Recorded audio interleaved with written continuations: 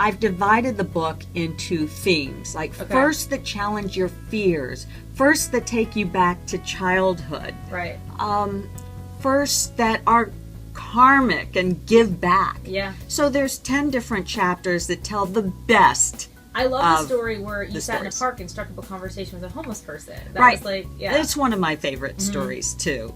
And actually, that was one that surprised me because I really didn't think much would happen with that. Because I'm a reporter and I think I talk to strangers all the time. Right. But it's completely different when you plop yourself down on a bench next to a total stranger that looks completely different from you and say to yourself, I'm going to have a full conversation with this person. And it wasn't for work. Like you said, you're a reporter. I mean, I ask questions for a living. You ask questions for a living. It's different when you're not in your job element, when you're just you, because it's a different persona when you're talking on TV, when you're talking on the air, from when you're just having that one-on-one human contact and you're like, let's be on the same level for a minute. Right. It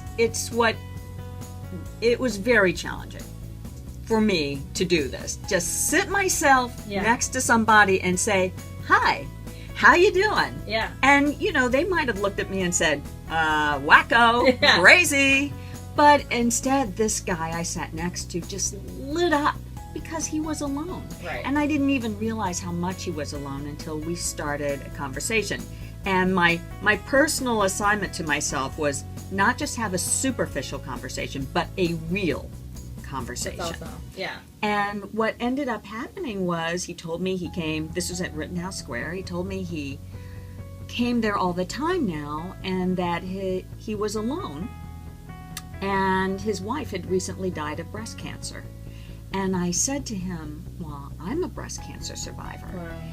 And, the truth was when I first saw him, I thought he might be homeless because he kind of looked a little disheveled and he had bags around his feet. Right. But it turned out he had been an investment banker and traveled around the world with his wife. And it was just that when she died, he felt so isolated.